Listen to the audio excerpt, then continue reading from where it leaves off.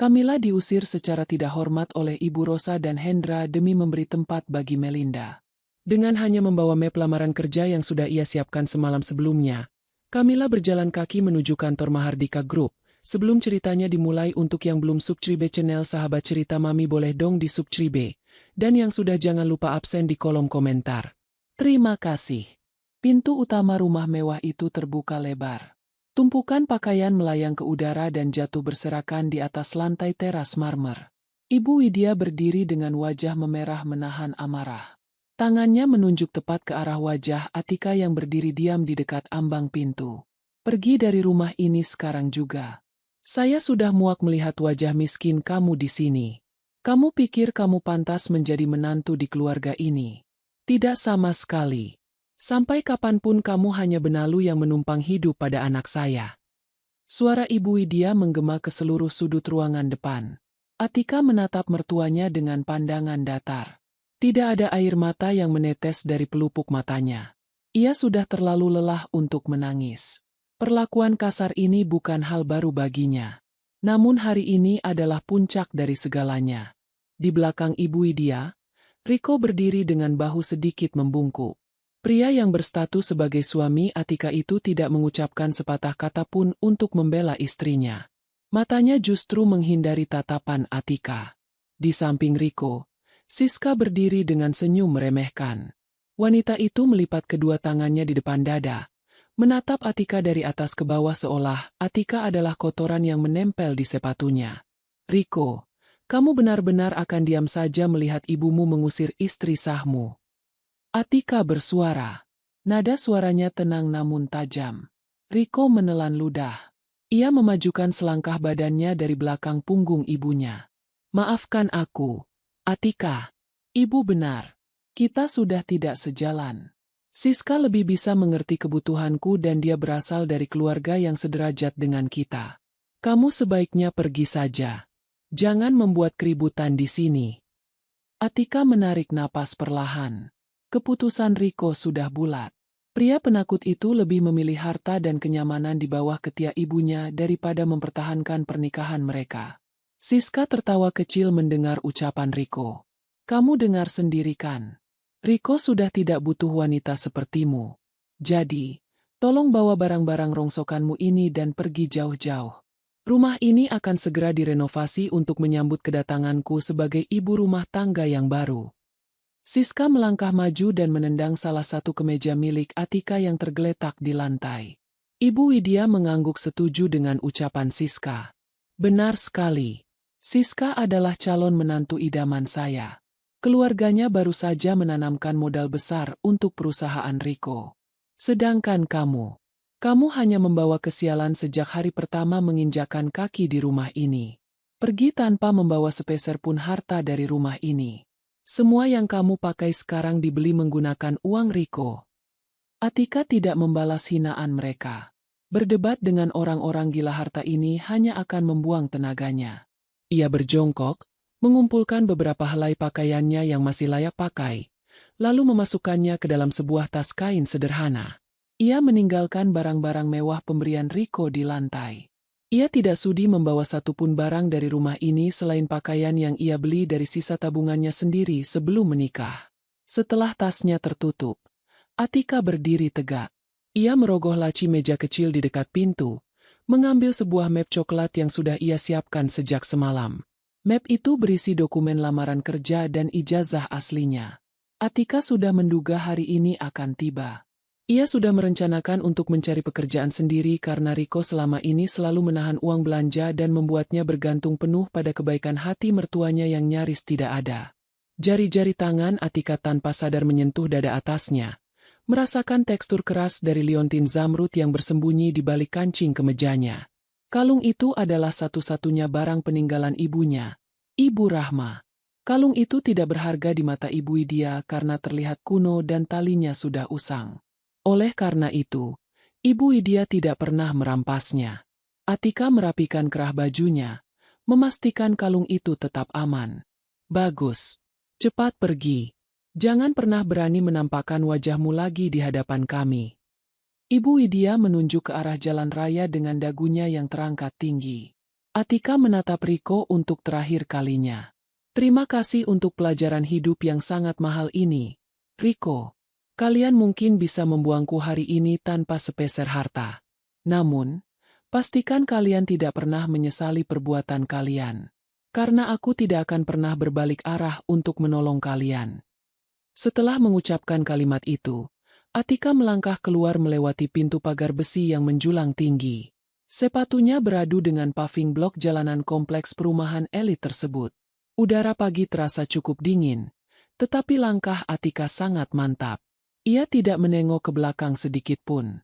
Pintu pagar ditutup dengan bantingan keras dari dalam oleh satpam penjaga, menjadi tanda berakhirnya kisah Atika di rumah tersebut. Atika berjalan menyusuri trotoar panjang yang membelah kompleks perumahan. Sesekali mobil mewah melintas di sampingnya. Beberapa asisten rumah tangga yang sedang menyapu halaman menatapnya dengan rasa ingin tahu. Mereka pasti sudah mendengar keributan yang diciptakan oleh Ibu Widya tadi. Namun Atika memilih untuk mengabaikan tatapan mereka. Ia mempercepat langkahnya menuju halte bus terdekat di luar kompleks perumahan. Sambil berjalan, pikiran Atika melayang ke masa lalu. Ia mengingat kembali bagaimana Riko dulu memohon kepadanya untuk menikah. Riko saat itu terlihat sebagai pria yang baik dan berjanji akan melindunginya. Atika yang hidup sebatang kara setelah kepergian Ibu Rahma merasa menemukan tempat bersandar. Namun semua janji itu menguap begitu saja saat bisnis Riko mengalami kesulitan dan Ibu Widya mulai mengambil kendali penuh atas kehidupan rumah tangga mereka. Kehadiran Siska dengan suntikan dana dari keluarganya menjadi pukulan telak yang menghancurkan sisa-sisa harga diri Atika di rumah itu. Matahari mulai naik lebih tinggi. Keringat perlahan menetes dari dahi Atika. Ia tidak memiliki uang tunai yang cukup untuk menyewa taksi. Uang di sakunya hanya cukup untuk membayar tiket bus kota. Sesampainya di halte, Atika duduk di kursi besi yang sedikit berkarat. Ia membuka map coklatnya, memastikan sekali lagi bahwa semua dokumen penting ada di sana. Fotokopi dokumen identitas, daftar riwayat hidup, dan ijazah sarjananya tersusun rapi. Ia menarik napas dalam. Ini adalah awal yang baru baginya. Bus kota berwarna biru berhenti tepat di depannya.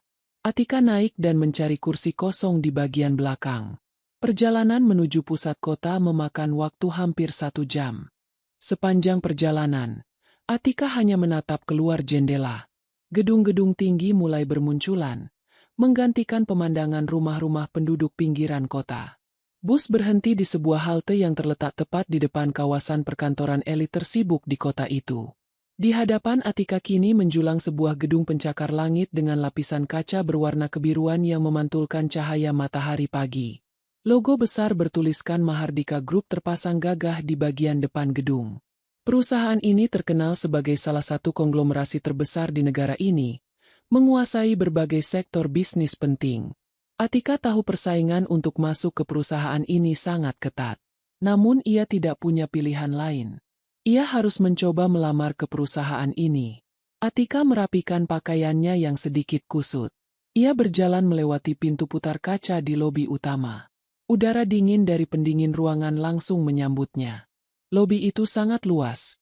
Dilapisi lantai marmer mengkilap dengan meja resepsionis panjang di tengah ruangan. Karyawan berpakaian formal berlalu lalang dengan langkah tergesa. Atika berjalan lurus menuju meja resepsionis.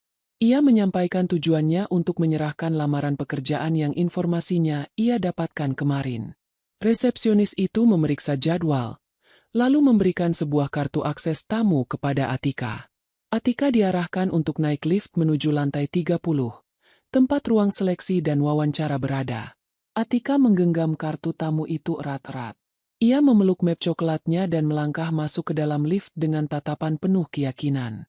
Pintu lift terbuka berdenting di lantai 30. Atika melangkah keluar dan langsung disambut oleh hamparan karpet tebal berwarna abu-abu gelap. Ruang tunggu pelamar kerja di Mahardika Group lebih mirip lobi hotel bintang 5 daripada kantor biasa. Deretan sofa kulit asli tertata rapi membentuk pola melingkar. Beberapa kandidat lain sudah duduk di sana menunggu giliran. Mereka mengenakan setelan jas dan kemeja bermerek. Riasan wajah para pelamar wanita tampak sangat sempurna dan profesional. Atika menatap pantulan dirinya di dinding kaca lorong. Kemeja putihnya sedikit kusut di bagian lengan dan wajahnya pucat karena kelelahan berjalan kaki tadi pagi. Ia mengabaikan rasa rendah dirinya, berjalan menunduk, dan memilih duduk di sudut ruangan paling ujung. Setengah jam berlalu dengan sangat lambat. Satu persatu kandidat dipanggil masuk ke dalam ruangan berpintu kayu jati tebal di ujung lorong. Beberapa dari mereka keluar dengan wajah tertunduk lesu dan bahu merosot. Persaingan di Mahardika Group terkenal sangat ketat dan kejam. Direktur utama mereka menguji pelamar posisi asisten eksekutif secara langsung tanpa perantara. Atika meremas map coklat di pangkuannya.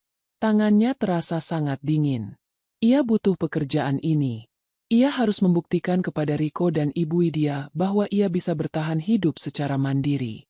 Ia akan mematahkan ucapan mereka yang menyebutnya sebagai benalu tidak berguna. Atika, silakan masuk ke ruang direksi. Suara staf HRD memecah keheningan ruang tunggu. Atika berdiri seketika.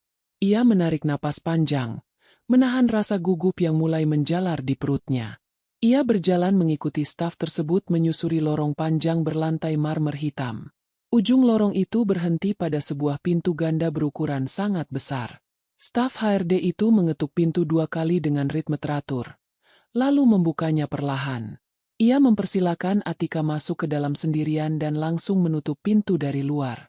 Udara di dalam ruangan itu terasa jauh lebih dingin dibandingkan di luar. Ruang kerja direktur utama sangat luas dan minim perabotan yang tidak perlu. Ruangan itu didominasi warna hitam dan perak yang tegas. Jendela kaca raksasa di belakang meja kerja menyuguhkan pemandangan seluruh penjuru kota dari ketinggian. Di balik meja kerja berukuran masif itu, duduk seorang pria dengan kemeja hitam polos.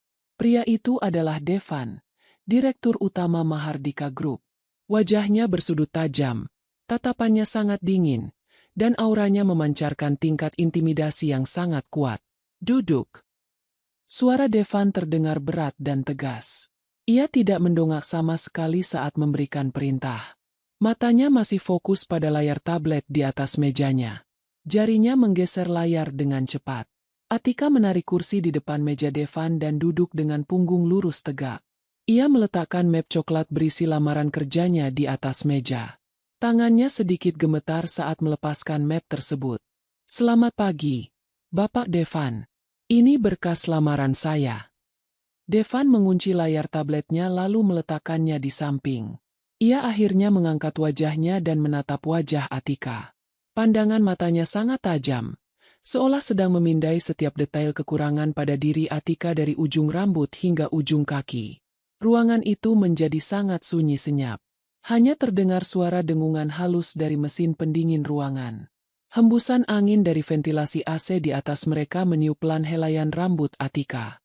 Angin itu juga membuat celah kerah kemeja Atika sedikit terbuka lebih lebar. Seketika, pandangan Devan terkunci rapat. Arah matanya tidak lagi menatap mata atau wajah Atika. Mata tajam pria itu kini tertuju lurus ke bagian bawah leher Atika, tepat di celah kerah kemejanya yang terbuka. Di sana, sebuah liontin zamrud hijau dengan ukiran kuno menyembul keluar. Benda itu menggantung pada seutas tali usang yang melingkar di leher Atika. 1 menit penuh berlalu dalam keheningan total. Devan sama sekali tidak menyentuh map lamaran Atika. Ia justru mencondongkan tubuhnya ke depan. Ia menopang dagunya dengan kedua tangan yang bertaut di atas meja, dan terus menatap dada Atika dengan intensitas yang sangat aneh. Mata pria itu bahkan tidak berkedip sama sekali. Ada kilat emosi yang sulit diartikan di balik tatapan dinginnya. Atika mulai merasa sangat tidak nyaman dengan situasi ini. Ia merapatkan duduknya, berusaha menutupi celah kerahnya dengan gerakan tangan yang halus. Ia menarik ujung kemejanya sedikit ke atas. Namun Devan justru ikut memiringkan kepalanya, seolah tidak ingin pandangannya terhadap kalung itu terhalang oleh gerakan Atika. Jantung Atika mulai berdetak jauh lebih cepat. Rasa gugupnya perlahan berubah menjadi kemarahan yang mendidih di dalam dada. Ia teringat kejadian beberapa jam lalu saat harga dirinya diinjak-injak habis oleh Ibu Widya. Kini, di ruangan mewah ini, ia merasa dilecehkan terang-terangan oleh seorang petinggi perusahaan. Tangan Atika mengepal sangat kuat di atas pangkuannya. Wajahnya memerah menahan amarah yang siap meledak. Ia tidak akan membiarkan siapapun merendahkannya lagi hari ini. Sekalipun pria di depannya ini adalah orang nomor satu di perusahaan raksasa yang sangat berkuasa, Atika tidak peduli. Ia butuh pekerjaan untuk makan, tetapi ia sama sekali tidak akan menjual harga dirinya kepada laki-laki hidung belang. Devan masih terdiam kaku. Tatapannya semakin lekat pada batu zamrud hijau di leher Atika. Mulutnya sedikit terbuka, seolah ingin mengatakan sesuatu yang tertahan di tenggorokan. Kesabaran Atika benar-benar habis. Ia menggebrak meja kerja Devan dengan kedua telapak tangannya secara bersamaan. Suara benturan tangan dan kayu solid itu bergema sangat keras memecah kesunyian ruangan. Atika berdiri tegak dari kursinya.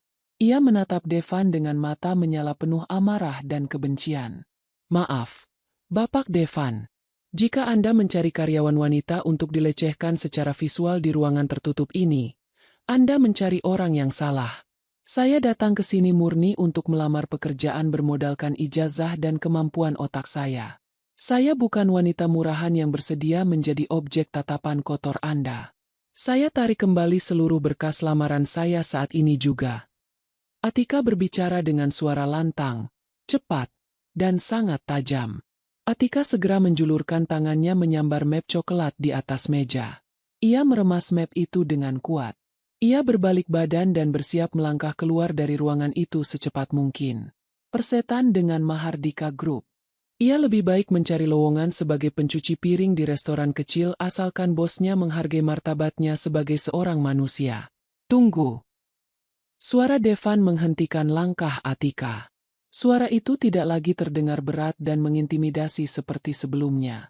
Ada nada getar yang sangat kentara dalam suaranya, seolah pria itu sedang menahan rasa sakit. Atika menghentikan langkahnya tepat di tengah ruangan. Ia membalikkan badan dengan cepat, bersiap untuk memberikan makian tambahan jika pria itu berani memarahinya atas tindakannya barusan. Namun, ekspresi wajah Devan telah berubah 180 derajat.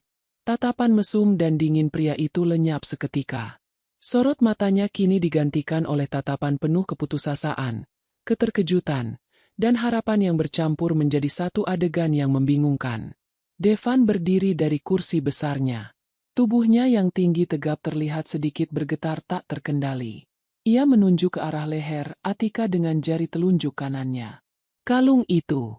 Dari mana Anda mendapatkan kalung zamrud itu?" Devan bertanya dengan nada suara menuntut namun rapuh. Atika secara refleks memegang dan menutupi liontin zamrud di lehernya dengan sebelah tangan. Ia menatap Devan dengan penuh rasa curiga. "Ini bukan urusan Anda sama sekali. Ini barang peninggalan keluarga saya. Anda tidak berhak menanyakannya." Devan berjalan cepat memutari meja kerjanya dan mendekati Atika. Atika memundurkan langkahnya secara naluriah, bersiap untuk berteriak atau lari keluar ruangan jika pria ini bertindak nekat. Namun Devan berhenti secara mendadak pada jarak 1 meter di depannya. Pria itu menatap lurus ke dalam bola mata Atika. Napas Devan memburu dan dadanya naik turun dengan cepat. "Saya mohon kepada Anda, tolong jawab pertanyaan saya dengan jujur." Suara Devan memelan secara drastis. Pria arogan yang duduk di kursi kebesaran beberapa menit lalu seakan menguap tanpa bekas. Ia menatap Atika dengan tajam, namun kali ini penuh selidik pada identitas asli Atika, bukan pada tubuhnya. "Siapa nama ibu Anda?" Devan melemparkan pertanyaan itu dengan suara parau yang tertahan. Atika terdiam membisu. Ia mengerutkan keningnya dalam-dalam. Ia merasa sangat bingung dengan arah pembicaraan yang sama sekali tidak masuk akal ini. Wawancara kerja macam apa yang berujung pada pertanyaan tentang benda peninggalan usang dan nama ibu kandung pelamar? Atika membalas tatapan pria itu dengan teguh dan tanpa rasa takut. "Ibu kandung saya sudah meninggal belasan tahun yang lalu. Namanya Ibu Rahma. Mengapa Anda begitu ingin tahu tentang urusan pribadi saya?" Jawab Atika dengan nada ketus dan waspada. Mendengar nama itu terucap langsung dari mulut Atika, bahu Devan merosot seketika seperti kehilangan seluruh tenaganya. Pria tangguh itu mundur 1 langkah dan menutup sebagian wajahnya dengan telapak tangan kanannya. Ia menarik napas dengan sangat kasar melalui sela-sela jarinya. Ruangan itu kembali hening selama beberapa belas detik. Devan perlahan menurunkan tangannya dan menatap Atika kembali. Kali ini, tidak ada lagi jarak batas profesional di matanya. Tatapannya berubah menjadi pandangan seorang kerabat yang menemukan sesuatu yang sangat berharga. Duduk kembali di kursi Anda, Atika. Saya sungguh meminta maaf atas ketidaknyamanan fatal tadi. Ada hal yang jauh lebih besar dan mendesak dari sekadar wawancara kerja yang harus kita selesaikan hari ini juga. Devan menunjuk kembali ke arah kursi di depan mejanya dengan gerakan tangan yang tegas namun sopan. Devan berjalan cepat menuju meja kerjanya lalu menekan tombol telepon internal.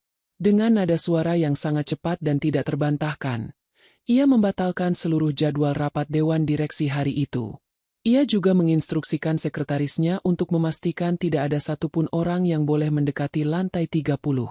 Atika masih berdiri kaku di tengah ruangan, memeluk map lamarannya dengan rasa bingung yang semakin mendalam. Ikut saya sekarang juga, Atika. Kita tidak punya banyak waktu. Devan meraih jaket jas hitamnya yang tersampir di sandaran kursi, lalu berjalan melintasi ruangan menuju sebuah pintu tersembunyi berpanel kayu di sudut dinding. Atika ragu sejenak. Kita mau kemana? Jika Anda tidak berniat mewawancarai saya untuk posisi pekerjaan yang saya lamar, saya lebih baik pergi dari sini sekarang juga. Devan menghentikan langkahnya tepat di depan pintu rahasia itu, lalu menatap Atika dengan sungguh-sungguh. Saya tidak sedang mempermainkan Anda. Pekerjaan yang Anda lamar sudah menjadi milik Anda sejak detik Anda menyebutkan nama Ibu Rahma. Tapi sekarang, saya butuh kepastian medis yang tidak bisa dibantah oleh siapapun di dunia ini. Ikutlah dengan saya ke klinik pribadi perusahaan di lantai bawah. Mendengar janji kepastian pekerjaan, langkah Atika akhirnya tergerak. Ia mengikuti Devan masuk ke dalam lift pribadi yang hanya bisa diakses menggunakan kartu khusus milik direktur utama. Lift itu bergerak turun dengan sangat cepat tanpa berhenti di lantai lain, hingga akhirnya terbuka di lantai dasar jalur pengamanan khusus yang terhubung langsung dengan sayap medis Mahardika Group. Lorong klinik pribadi itu tampak sepi dan tertutup rapat dari akses karyawan umum. Seorang dokter pria parubaya dengan jas putih sudah berdiri menunggu di depan pintu ruang pemeriksaan. Dokter itu menunduk hormat saat melihat Devan datang bersama seorang wanita asing. Dr. Hendra, lakukan pengambilan sampel darah dan sampel helai rambut untuk tes DNA secara lengkap sekarang juga. Perintah Devan tanpa basa-basi. Saya ingin sampel ini dicocokkan langsung dengan data genetik mendiang paman saya, Bapak Haris Mahardika, yang ada di dalam database forensik utama. Gunakan protokol keamanan tingkat tertinggi. Jangan sampai ada satupun kebocoran data keluar dari ruangan ini. Atika terkejut mendengar instruksi tersebut. Ia menahan lengan perawat yang hendak mengambil jarum suntik. Tunggu dulu. Apa maksudnya semua ini? Mengapa DNA saya harus dicocokkan dengan pendiri perusahaan ini? Ibu saya hanyalah seorang wanita sederhana yang hidup miskin sampai akhir hayatnya. Devan meminta dokter dan perawat untuk menunggu sejenak di sudut ruangan. Ia mendekati kursi tempat Atika duduk, lalu menatap mata wanita itu dengan sorot empati yang dalam. 12 tahun yang lalu, paman saya, Haris Mahardika, kehilangan putri tunggalnya yang kabur dari rumah karena menolak pernikahan bisnis yang dipaksakan keluarga besar. Jelas Devan dengan suara tenang namun penuh penekanan. Putri tunggal itu bernama Rahma. Sebelum meninggal dunia karena sakit keras 3 tahun lalu, Paman Haris membuat surat wasiat rahasia. Beliau mewariskan 15% saham mayoritas penentu kendali perusahaan ini kepada keturunan sah dari Ibu Rahma. Atika menahan napasnya. Lalu, apa hubungannya dengan kalung ini? Batu zamrud di leher Anda itu adalah satu dari 2 pasang batu permata langka yang dipesan khusus oleh Paman Haris di Eropa. Lanjut Devan. 1 batu ada di makam paman saya, dan 1 lagi dibawa oleh Ibu Rahma saat beliau meninggalkan rumah ini. Saya adalah keponakan yang dipercaya memegang jabatan Direktur Utama sementara untuk menjaga keutuhan Mahardika Group sampai pewaris yang sebenarnya ditemukan. Selama bertahun-tahun, saya mencari keberadaan Ibu Rahma ke seluruh penjuru negeri tanpa hasil. Kepala Atika terasa berputar mendengar fakta yang begitu mengejutkan. Selama ini ia hidup dalam kesederhanaan bersama mendiang ibunya. Ibu Rahma tidak pernah menceritakan masa lalunya atau menyebutkan bahwa ia berasal dari keluarga konglomerat yang sangat kaya raya. Ibunya hanya berpesan agar kalung zamrud itu dijaga dengan baik karena itu adalah satu-satunya identitas keluarga yang tersisa. Saya tahu ini sangat sulit dipercaya oleh Anda, ucap Devan sambil menyodorkan segelas air putih hangat kepada Atika. Namun, jika tes medis ini membuktikan kecocokan genetik tersebut, maka Anda bukan lagi seorang pelamar kerja biasa yang membutuhkan gaji bulanan. Anda adalah pemilik sah dari gedung ini, dan pemilik dari seluruh aset Mahardika Group. Atika meminum air tersebut dengan tangan yang sedikit gemetar. Ia teringat kembali pada wajah arogan Ibu Widya, senyum meremehkan Siska, dan sikap pengecut Riko yang mengusirnya tanpa membawa apapun pagi tadi. Mereka membuangnya karena menganggapnya sebagai wanita miskin yang tidak memiliki status sosial. Jika fakta yang dikatakan Devan ini benar, maka roda nasib akan berputar dengan cara yang sangat mengejutkan. Lakukan tesnya sekarang, dokter, kata Atika dengan suara yang jauh lebih mantap dan tegas. Ia menyodorkan lengannya kepada perawat tanpa keraguan sedikit pun. Proses pengambilan sampel darah dan helai rambut berlangsung dengan cepat dan sangat rapi. Dr. Hendra segera membawa sampel tersebut ke dalam laboratorium khusus yang dilengkapi pengamanan biometrik ganda. Hasil analisis genetik secara menyeluruh membutuhkan waktu verifikasi ketat selama beberapa hari, namun protokol darurat telah diaktifkan di bawah pengawasan langsung Devan. Setelah keluar dari klinik, Devan membawa Atika kembali ke lantai 30. Ia memanggil kepala bagian sumber daya manusia ke dalam ruangannya. Mulai hari ini, Atika resmi bekerja di kantor ini sebagai asisten khusus direktur utama. Tegas Devan di hadapan kepala HRD yang tampak terkejut namun tidak berani membantah sedikit pun. Dia akan bekerja langsung di ruangan sebelah saya. Siapkan seluruh fasilitas kerja terbaik, akses keamanan tingkat tinggi, dan berikan gaji dengan standar eksekutif kelas atas. Setelah kepala HRD keluar dari ruangan, Devan menatap Atika yang masih duduk di sofa ruangan tersebut. Pria itu menyodorkan sebuah kartu identitas karyawan bergaya elegan berwarna emas hitam yang baru saja dicetak cepat. Ini identitas sementara Anda di perusahaan ini, kata Devan sambil tersenyum tipis untuk pertama kalinya. Untuk sementara waktu, sebelum hasil resmi tes DNA keluar dan sebelum pengacara perusahaan membacakan wasiat paman saya secara legal di hadapan para pemegang saham, Anda akan bertindak sebagai tangan kanan saya. Gunakan waktu ini untuk mempelajari bagaimana cara kerja perusahaan yang sebentar lagi akan menjadi milik Anda. Atika menerima kartu identitas tersebut dengan tatapan tajam yang penuh tekad. Ia menyentuh permukaan kartu itu perlahan. Tidak ada lagi rasa takut atau rendah diri di dalam hatinya. Masuknya ia ke Mahardika Group bukan hanya sekadar untuk bertahan hidup mencari sesuap nasi, melainkan langkah awal untuk mengambil kembali kehormatan dan martabatnya yang telah dirampas secara paksa oleh masa lalunya. 1 minggu berlalu sejak hari pertama Atika menginjakan kaki di gedung Mahardika Group. Selama 7 hari tersebut, kehidupan Atika berubah secara drastis dari seorang istri yang tertekan menjadi seorang profesional yang sangat cekatan. Fasilitas kerja dan fasilitas tempat tinggal sementara yang disediakan oleh perusahaan atas arahan langsung dari Devan membuat Atika bisa fokus sepenuhnya pada pekerjaannya tanpa harus memikirkan beban tempat berteduh.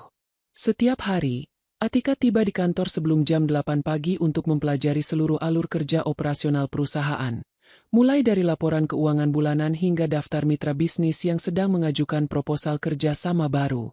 Pagi itu, Atika berjalan menyusuri lorong lantai 30 di samping Devan. Penampilan Atika kini sangat berbeda jauh dibandingkan saat ia diusir dari rumah Ibu Widya seminggu yang lalu.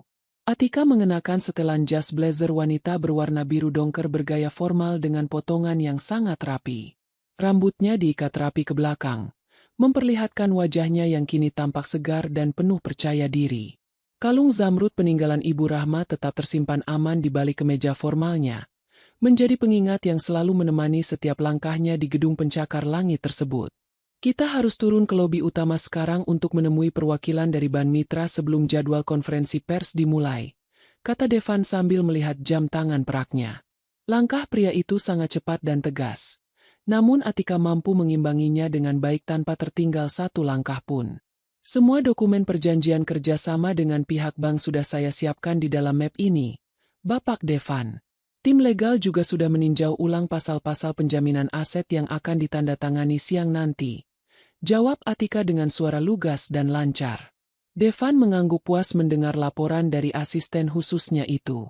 Mereka berdua masuk ke dalam lift khusus eksekutif dan turun menuju lantai dasar.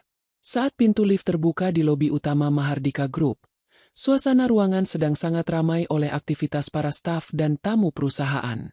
Lobi berlantai marmer itu dipenuhi oleh berbagai pengusaha dan vendor yang datang untuk mengantre jadwal pertemuan dengan manajer dari berbagai divisi. Atika berjalan sejajar di samping kiri Devan, memegang tablet kerja dan dokumen penting dengan posisi tubuh tegak.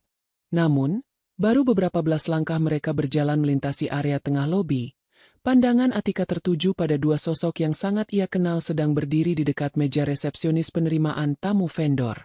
Dua orang itu adalah Riko dan Ibu Widya. Riko mengenakan kemeja batik yang tampak sedikit kusut di bagian lipatan lengan, sementara Ibu Widya mengenakan gaun sutra mencolok dengan banyak perhiasan emas yang menempel di pergelangan tangan dan lehernya. Di tangan kanan Riko terdapat sebuah keranjang parsel berukuran besar yang dibungkus plastik bening mewah, berisi aneka makanan impor bermerek dan sebuah amplop tebal bertuliskan nama manajer pengadaan barang Mahardika Group. Atika langsung memahami situasi tersebut hanya dengan sekali pandang. Riko dan Ibu Widya sedang berusaha menyogok pejabat divisi pengadaan barang demi mendapatkan persetujuan proposal proyek perusahaan mereka yang sedang berada di ujung tanduk. Atika berniat mengabaikan keberadaan mereka dan terus melangkah maju mengikuti Devan menuju pintu keluar khusus tamu eksekutif. Namun, takdir berkata lain. Ibu Widya yang sedang menoleh ke arah barisan lift tiba-tiba menangkap sosok Atika dari kejauhan. Mata wanita parubaya itu terbelalak lebar seolah melihat hantu di siang bolong. "Atika!" Teriakan Ibu Widya melengking sangat keras memecah keramaian lobi utama Mahardika Group. Seluruh kepala staf, security, dan tamu perusahaan yang berada di sekitar lobi langsung menoleh ke arah sumber suara. Ibu Widya tidak memedulikan tatapan heran dari orang-orang di sekitarnya. Wanita itu justru melangkah cepat dengan napas memburu menghampiri Atika. Diikuti oleh Riko yang tampak terkejut namun langsung mengekor di belakang ibunya sambil membawa parsel mewah tersebut. Ibu Widya berhenti tepat 2 meter di depan Atika dan Devan. Tatapan mata Ibu Widya menyapu seluruh penampilan Atika dari ujung sepatu formal berhak tinggi, hingga blazer mewah yang dikenakan mantan menantunya itu. Wajah Ibu Widya memerah karena campuran rasa heran dan penghinaan yang mendalam. "Dasar wanita tidak tahu malu. Baru 1 minggu saya usir kamu dari rumah tanpa sepeser uang pun. Sekarang kamu sudah berkeliaran di kantor elit dengan pakaian mahal seperti ini. Kamu pasti menggunakan cara-cara kotor untuk bertahan hidup di kota ini." Bentak Ibu Widya dengan suara lantang bergema agar seluruh orang di lobi bisa mendengarnya. Riko maju selangkah dan menatap Atika dengan tatapan merendahkan. "Atika, aku tidak menyangka moralmu bisa jatuh serendah ini hanya dalam waktu 7 hari. Kamu tidak punya keahlian apa-apa selain urusan dapur rumah tangga. Bagaimana mungkin kamu bisa masuk ke gedung perusahaan sebesar Mahardika Group kalau bukan karena menjual diri kepada pejabat kantor di sini?" Mendengar tuduhan keji tersebut, beberapa staf karyawan yang berada di lobi mulai berbisik-bisik sambil menatap ke arah mereka. Ibu Widya merasa mendapatkan panggung untuk menjatuhkan harga diri Atika di tempat umum. Ia berkacak pinggang dan menunjuk jari telunjuknya tepat ke arah wajah Atika. "Lihat pria yang berdiri di sampingmu ini. Dia pasti pejabat hidung belang yang menampung kamu setelah saya buang ke jalanan. Kamu menjadi simpanan laki-laki kaya hanya demi bisa membeli baju bagus dan makan enak. Benar-benar menjijikkan.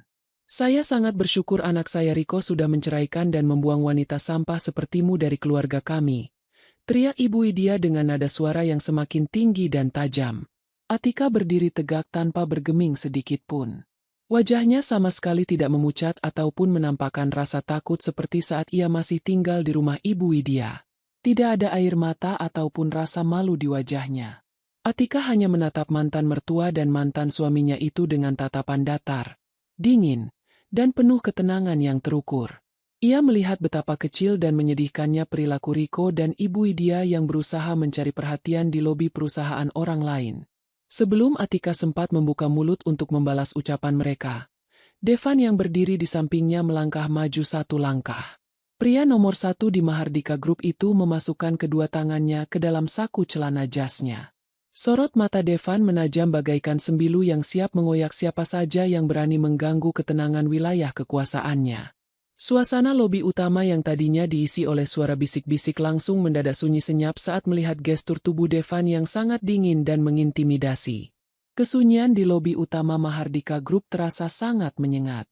Beberapa petugas keamanan yang mengenakan seragam hitam safari segera berlari mendekat dari arah pintu masuk, bersiap untuk menyeret Riko dan Ibu Widya keluar karena telah membuat kegaduhan di area publik perusahaan. Namun, Devan mengangkat tangan kanannya setinggi bahu. Gestur sederhana itu membuat seluruh komandan regu keamanan langsung menghentikan langkah mereka seketika dan menunduk hormat dari jarak 5 meter. Riko dan Ibu Widya yang sama sekali tidak mengetahui siapa sosok pria di hadapan mereka malah mengira bahwa petugas keamanan berhenti karena takut pada status sosial mereka sebagai calon mitra bisnis Mahardika Group. Ibu Widya semakin mengangkat dagunya dengan tinggi dan tersenyum sinis. "Kenapa diam saja? Apa kamu merasa malu karena rahasia busukmu terbongkar di depan atasanmu ini, Atika?" ucap Ibu Widya dengan nada mencemooh. Wanita parubaya itu lalu menoleh ke arah Devan. "Dan Anda, siapapun nama Anda, sebaiknya Anda hati-hati memelihara wanita seperti dia di kantor ini. Dia itu pencuri keberuntungan dan tidak memiliki adab sopan santun sama sekali." Atika menatap mertuanya dengan tatapan mata yang setajam sembilu. Ia mengambil satu langkah maju, menghadap langsung ke wajah Ibu Widya tanpa ada keraguan sedikitpun. Sopanan santun adalah sesuatu yang diberikan kepada manusia yang tahu cara memanusiakan orang lain, Ibu Widya. Jawab Atika dengan suara lugas, tajam, dan terukur tanpa ada nada emosi yang berlebihan. "Jika kalian datang ke gedung ini hanya untuk membuat pertunjukan teater murahan dan menghina staf resmi perusahaan ini, kalian hanya sedang mempertontonkan betapa rendahnya tingkat pendidikan dan moral kalian sendiri." "Apa kamu bilang?" teriak Riko dengan wajah memerah karena tidak terima ibunya dihina. Pria itu baru saja hendak mengangkat tangannya untuk menunjuk kening Atika. Tetapi suara berat dan dingin Devan langsung memotong gerakannya. "Simpan tangan Anda, atau saya pastikan Anda tidak akan pernah bisa menggunakannya lagi untuk menandatangani dokumen apapun di negara ini," ancam Devan dengan suara datar namun memancarkan bahaya yang sangat nyata. Devan menatap keranjang parsel di tangan Riko dan amplop coklat tebal yang menyembul dari saku kemeja pria itu. Mata tajam Devan langsung membaca arah tujuan kedatangan mereka. Tanpa memperdulikan amarah Riko yang tertahan, Devan menoleh ke arah meja resepsionis dan memanggil manajer pengadaan barang yang kebetulan baru saja turun dari lift untuk menemui tamu. "Bapak Gunawan, kemari sekarang," panggil Devan dengan nada perintah mutlak. Manajer pengadaan barang bernama Gunawan itu langsung berlari tergopoh-gopoh menghampiri Devan. Wajah Gunawan tampak pucat pasi saat melihat Direktur Utama Mahardika Group berdiri di tengah keributan lobi. Gunawan langsung membungkuk badan 90 derajat di hadapan Devan. "Selamat pagi, Bapak Devan. Mohon maaf atas ketidaknyamanan yang terjadi di area lobi ini," ucap Gunawan dengan suara bergetar karena takut. Mendengar panggilan, "Bapak Devan," dan melihat seorang manajer tinggi membungkuk hormat seperti seorang bawahan kepada rajanya, wajah Riko dan Ibu Widya mendadak berubah warna. Mata Riko terbelalak menatap tulisan nama di tanda pengenal emas yang terpasang di jas hitam Devan. "Devan Mahardika, Direktur Utama." Lutut Riko langsung terasa lemas seketika. Pria yang baru saja disindir oleh ibunya sebagai pejabat hidung belang, ternyata adalah pemilik kursi tertinggi dari perusahaan raksasa tempat nasib bisnis perusahaannya bergantung hidup. Devan tidak memperdulikan wajah keterkejutan Riko dan Ibu Widya. Ia menatap Gunawan dengan tatapan menginterogasi. Apakah dua orang ini adalah perwakilan vendor dari PT Sejahtera Abadi yang mengajukan proposal suplai material untuk proyek konstruksi anak perusahaan kita? "Benar, Bapak Devan. Ini Bapak Riko dan ibunya. Saya baru saja hendak menemui mereka di ruang rapat kecil untuk meninjau ulang kelayakan finansial perusahaan mereka, karena saldo kas mereka di bank sebenarnya ada di bawah standar minimum kemitraan kita," jelas Gunawan dengan jujur tanpa menutupi apapun. Wajah Riko semakin pucat pasi karena kondisi keuangan perusahaannya yang sedang krisis terbongkar di depan Atika. Ibu Widya mencoba tersenyum ramah dan membungkuk-bungkuk canggung ke arah Devan untuk memperbaiki situasi. Namun Devan mengabaikannya sepenuhnya. "Tinjauan ulang kelayakan finansial tidak perlu dilanjutkan, Bapak Gunawan. kata Devan dengan suara dingin yang terdengar jelas oleh seluruh orang di lobi. Setujui proposal kontrak kerja sama mereka hari ini juga. Cetak berkas kontrak finalnya sekarang. Riko dan Ibu Widya terperanjat heran. Senyum lebar langsung mengembang di wajah Ibu Widya. Wanita angkuh itu mengira bahwa Direktur Utama Mahardika Group adalah orang yang bodoh dan begitu membutuhkan pasokan barang dari perusahaan anak kesayangannya, hingga bersedia menyetujui kontrak tanpa proses seleksi ketat. Riko pun langsung merasa di atas angin. Menatap Atika dengan ekor matanya seolah ingin membuktikan bahwa ia tetaplah seorang pengusaha sukses yang dihormati oleh petinggi perusahaan. Namun, lanjut Devan memotong kesenangan mereka dengan suara yang jauh lebih tajam. Karena dokumen kemitraan ini diproses jalur cepat, tambahkan satu pasal khusus di dalam surat perjanjian kerjasama. Masukkan pasal penjaminan moral mitra bisnis. Gunawan mengambil tablet kerjanya untuk mencatat arahan atasannya. Siap, Bapak Devan. Bagaimana bunyi pasal tambahannya? Tuliskan bahwa jika pihak mitra terbukti melakukan perbuatan tercela, pelanggaran etika moral, atau tindakan pencemaran nama baik terhadap jajaran direksi maupun seluruh staf resmi Mahardika Group, maka kontrak kerjasama akan dibatalkan secara sepihak oleh hukum pada detik itu juga. Ucap Devan sambil menatap lurus ke arah bola mata Riko yang mulai kebingungan. Dan sebagai denda atas kerusakan reputasi kemitraan, seluruh aset properti, kantor, serta rumah pribadi milik direktur perusahaan mitra yang menjadi jaminan kontrak akan disita dan diambil alih sepenuhnya oleh tim legal Mahardika Group tanpa proses mediasi pengadilan. Gunawan mencatat setiap kata dengan cepat. Dipahami, Bapak Devan.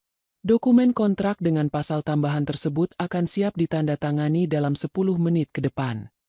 Devan mengangguk, lalu menoleh ke arah Riko yang sedang menelan ludahnya sendiri.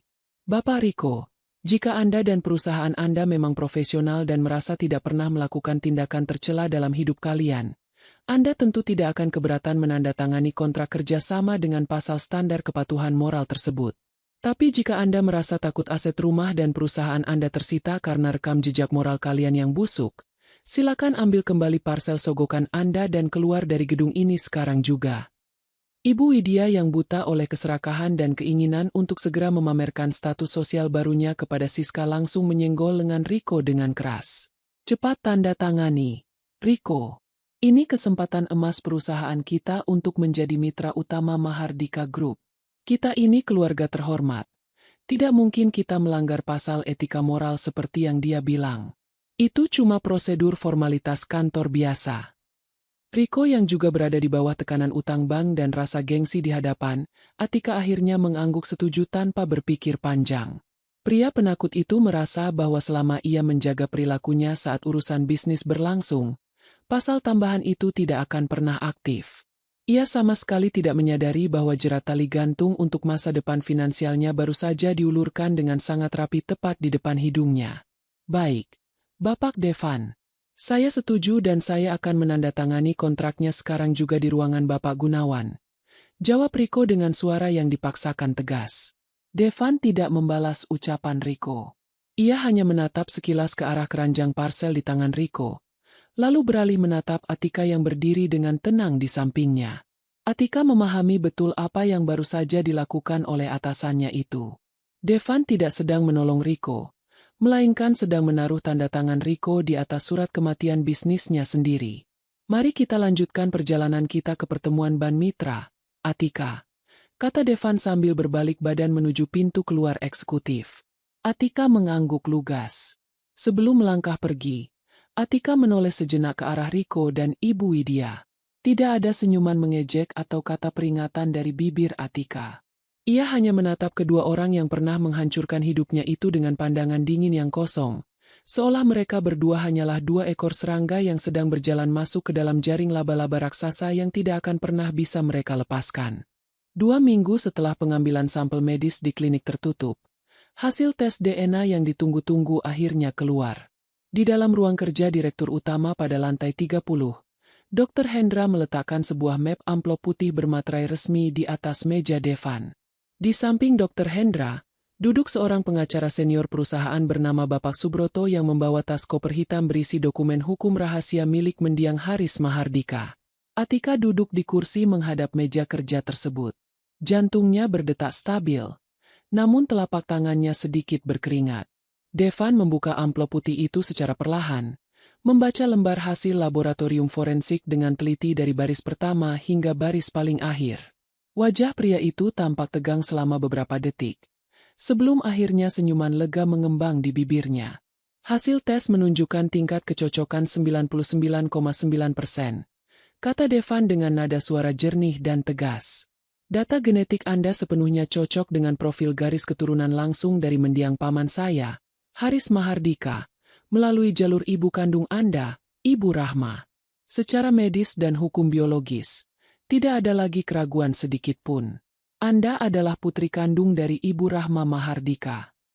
Bapak Subroto membuka koper hitamnya dan mengeluarkan dokumen surat wasiat asli yang telah disimpan di dalam brankas pengadilan selama 3 tahun terakhir. Pengacara senior itu meletakkan berkas tebal tersebut tepat di depan Atika. Berdasarkan surat wasiat resmi yang ditandatangani oleh almarhum Bapak Haris Mahardika sebelum beliau wafat, seluruh kepemilikan saham mayoritas Mahardika Group sebesar 15% yang sempat dibekukan kini resmi jatuh ke tangan Anda, Ibu Atika. Jelas Bapak Subroto dengan suara formal. Ditambah dengan persentase saham peninggalan Ibu Rahma sebesar 40% yang belum pernah dicairkan. Maka total kepemilikan saham Anda di Mahardika Group adalah 15 ditambah 40, yaitu 55%. Anda adalah pemegang saham kendali utama di perusahaan ini. Atika menatap deretan angka dan tanda tangan di atas kertas bermaterai itu dalam diam. Angka 55% bukan sekadar catatan di atas kertas. Angka itu berarti ia memiliki kekuasaan penuh atas jalannya seluruh anak perusahaan, proyek konstruksi, hingga nasib ribuan karyawan yang bekerja di bawah naungan Mahardika Group. Ia teringat kembali pada ucapan Ibu Widya yang menghinanya sebagai wanita miskin tanpa harta. Jika Ibu Widya mengetahui fakta ini, wanita arogan itu pasti akan mengalami guncangan saraf yang berat.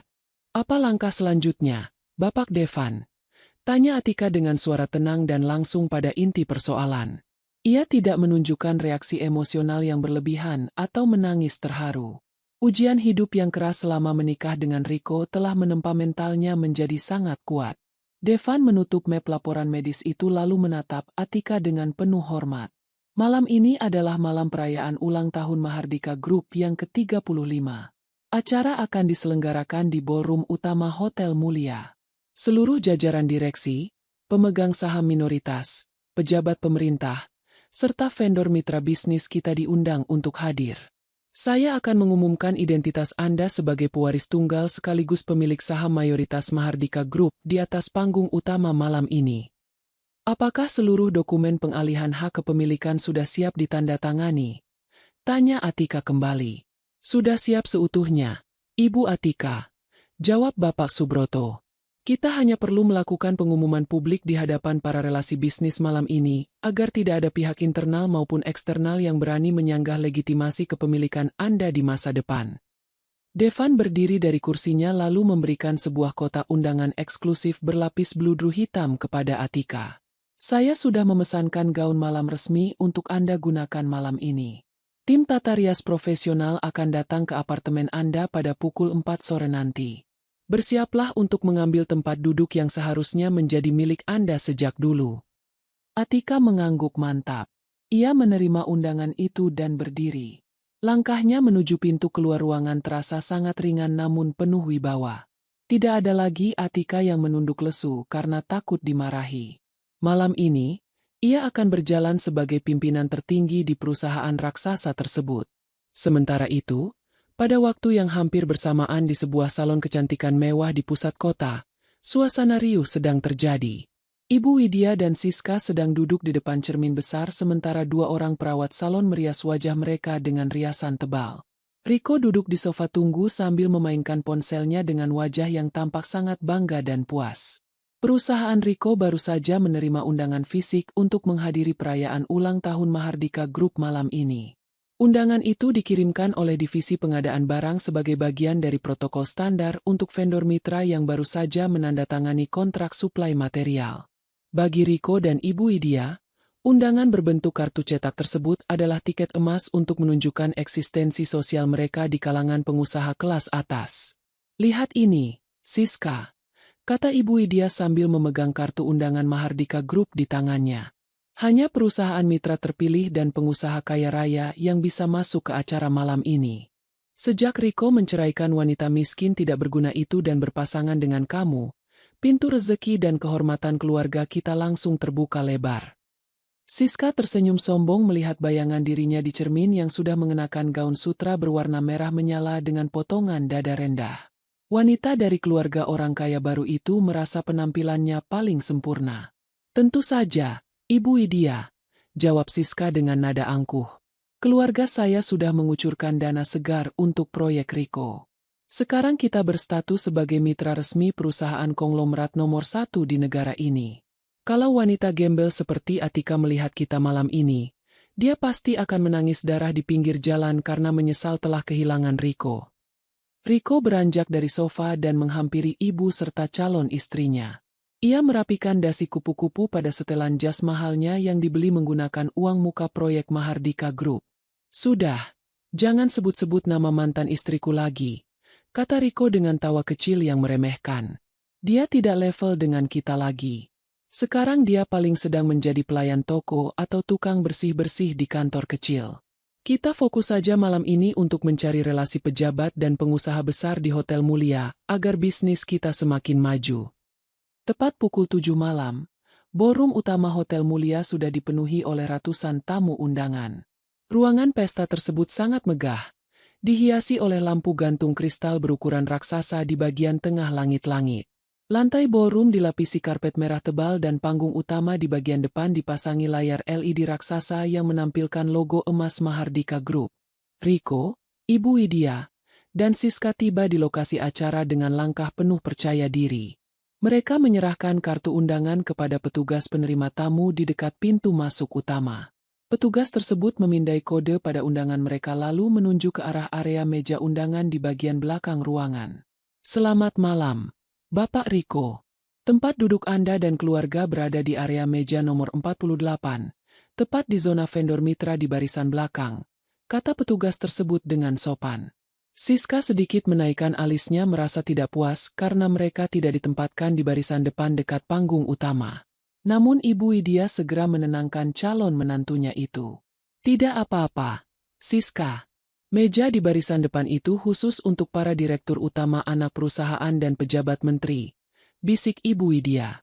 Bisa masuk ke dalam ruangan ballroom megah ini saja sudah membuktikan bahwa derajat kita berada jauh di atas orang-orang biasa. Mereka bertiga berjalan menuju meja nomor 48 sambil terus memandangi kemewahan pesta tersebut. Siska langsung mengeluarkan ponsel lamanya dan merekam video suasana ballroom untuk diunggah ke media sosialnya demi memamerkan gaya hidup barunya kepada teman-temannya. Riko mulai berjalan keliling meja untuk menyapa beberapa pengusaha kecil lain yang ia kenal, berusaha menunjukkan karakter sebagai pengusaha sukses yang baru saja mendapatkan proyek besar dari Mahardika Group. Tidak ada satupun dari mereka bertiga yang menyadari apa yang akan terjadi di panggung utama malam itu. Mereka mengira malam perayaan ini adalah panggung pembuktian kejayaan bisnis keluarga Riko. Mereka tidak tahu bahwa pesta mewah ini adalah panggung pengadilan terbuka yang disiapkan secara rapi oleh Devan untuk menyambut kehadiran sang pemilik asli Mahardika Group, wanita yang 7 hari lalu mereka buang ke jalanan seperti kotoran. Alunan suara pembawa acara mulai terdengar melalui pengeras suara ruangan, meminta seluruh tamu undangan untuk segera duduk rapi karena acara inti pembukaan perayaan ulang tahun Mahardika Group akan segera dimulai dalam hitungan menit. Suasana di dalam ballroom Hotel Mulia semakin larut dalam kemegahan. Alunan musik instrumental dari orkestra mini yang berada di sisi kanan panggung mengiringi percakapan santai ratusan tamu eksekutif yang hadir. Di bagian depan panggung utama, deretan meja bundar VIP yang dilapisi taplak kain sutra putih dan dihiasi rangkaian bunga mawar putih impor tampak diisi oleh tokoh-tokoh penting negeri ini. Para pejabat tinggi, menteri, pengusaha properti raksasa, hingga jajaran Dewan Komisaris Mahardika Group duduk dengan tenang menikmati hidangan pembuka yang disajikan oleh para pelayan hotel. Di area barisan paling belakang ruangan, tepatnya di meja vendor mitra nomor 48, Ibu Widya, Riko, dan Siska sedang menikmati pesta dengan gaya yang berlebihan. Ibu Widya berkali-kali memanggil pelayan yang lewat hanya untuk mengambil segelas minuman atau hidangan kecil berkelas atas yang belum pernah ia cicipi sebelumnya di rumah. Riko, coba lihat cara orang-orang kaya itu berbincang, kata Ibu Widya sambil menunjuk ke arah barisan meja VIP di depan. Tahun depan, Ibu pastikan kamu tidak lagi duduk di meja belakang seperti ini. Setelah proyek pengadaan material kita selesai dibayar oleh Mahardika Group, kita akan beli saham perbankan dan kamu akan duduk sejajar dengan para direktur utama di barisan depan sana. Pasti, Bu. Jawab Riko sambil menyeruput minuman dari gelas kristalnya dengan senyum jemawa. Kontrak kita sudah resmi ditandatangani dan dijamin oleh Bapak Devan sendiri. Masa depan keuangan keluarga kita sudah terjamin sepenuhnya. Siska yang merasa bosan duduk diam di meja belakang mulai berdiri dari kursinya. Wanita dari keluarga OKB itu merasa riasan wajah dan gaun merah mahalnya terlalu sayang jika hanya diperlihatkan kepada vendor-vendor kecil di barisan belakang. Ia ingin berjalan mendekati area tengah ballroom agar bisa menarik perhatian atau sekadar berfoto dengan latar belakang panggung utama. Aku mau jalan hari ke area tengah dulu, Ibu Widya. Siapa tahu ada kenalan papa yang sedang kumpul di sana. Ucap Siska sambil merapikan belahan gaunnya yang rendah. Ibu Widya mengangguk bangga. Pergilah, Siska. Tunjukkan kepada mereka pesona calon nyonya besar keluarga Riko. Siska melangkah dengan angkuh menyusuri lorong antar meja di tengah ruangan ballroom. Di tangannya terdapat segelas penuh anggur merah mahal yang baru saja ia ambil dari meja nampan pelayan. Matanya menyapu sekeliling ruangan, mencari wajah-wajah familiar yang bisa ia ajak bicara untuk sekadar memamerkan identitas barunya sebagai mitra resmi Mahardika Group. Pada saat yang bersamaan, dari arah pintu lorong khusus VIP di samping panggung, Atika baru saja melangkah masuk ke dalam ballroom. Penampilan Atika malam itu benar-benar mampu membungkam siapa saja yang memandangnya. Ia mengenakan gaun malam panjang berbahan satin hitam kelam dengan potongan elegan yang jatuh sempurna mengikuti garis tubuhnya. Rambut hitam panjangnya disanggul modern ke atas, memperlihatkan jenjang lehernya yang mulus. Di leher tersebut, liontin batu zamrud hijau peninggalan Ibu Rahma kini bertengger indah di atas rantai emas putih tipis yang baru dipasangkan oleh perancang busana. Tanpa riasan berlebihan, wajah Atika memancarkan aura kemegahan seorang bangsawan sejati yang tenang dan berkelas. Atika berjalan santai menuju area meja VIP utama nomor 1, tempat di mana Devan sudah duduk bersama Bapak Subroto dan beberapa anggota Dewan Komisaris tertua Mahardika Group. Beberapa tamu yang berpapasan dengan Atika menunduk sedikit untuk memberikan jalan, merasa terkesima oleh karisma wanita misterius yang berjalan menuju meja paling terhormat di ruangan itu. Namun, saat Atika melintas di lorong tengah, tepat di dekat pilar kristal ruangan, Siska sedang berjalan dari arah berlawanan sambil menatap layar ponselnya untuk memeriksa hasil swafoto.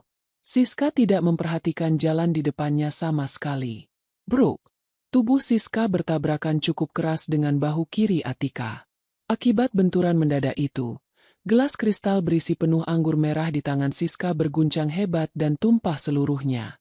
Cairan berwarna merah pekat itu menyembur dan menyiram bagian depan gaun satin hitam mewah yang dikenakan oleh Atika, lalu menetes membasahi lantai karpet di bawah kaki mereka. Gelas kristal di tangan Siska terlepas dan jatuh ke lantai hingga pecah berkeping-keping menimbulkan suara berderak yang tajam.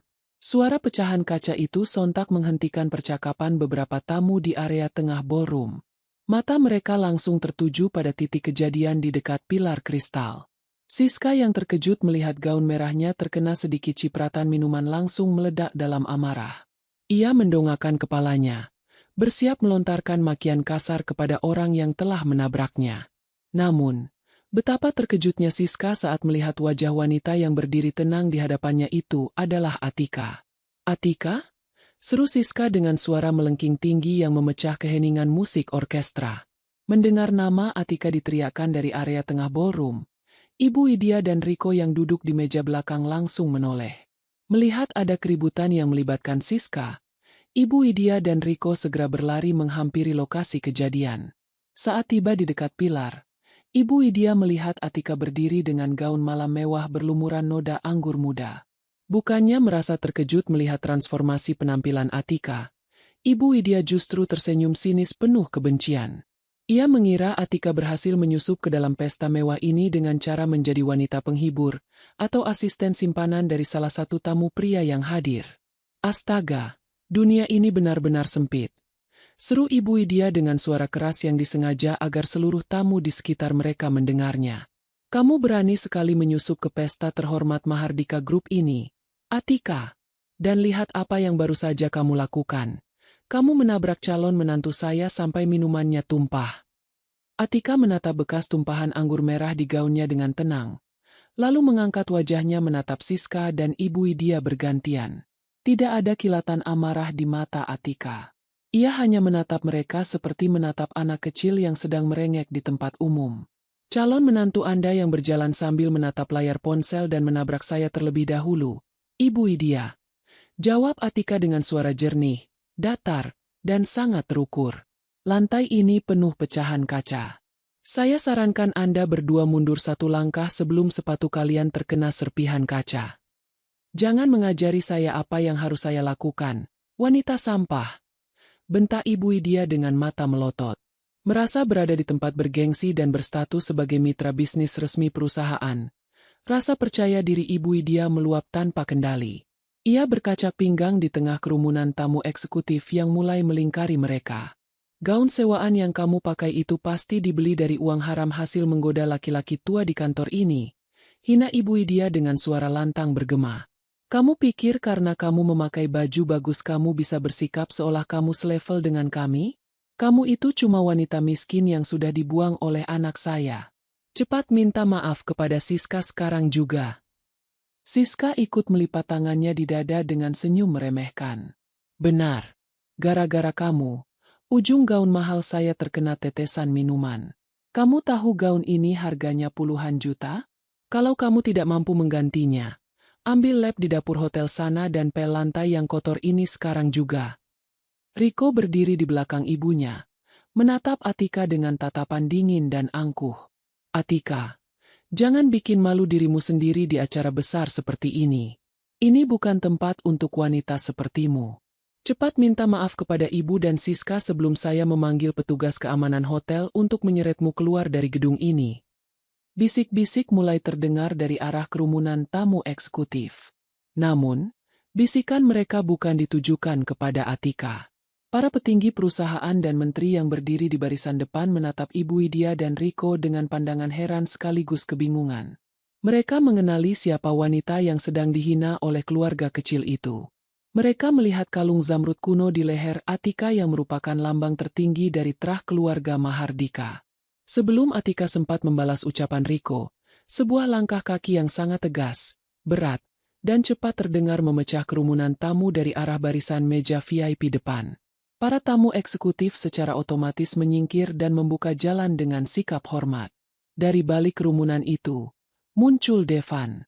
Wajah Direktur Utama Mahardika Group itu terlihat sangat gelap dan dingin, bagaikan badai yang siap menghancurkan apa saja di depannya.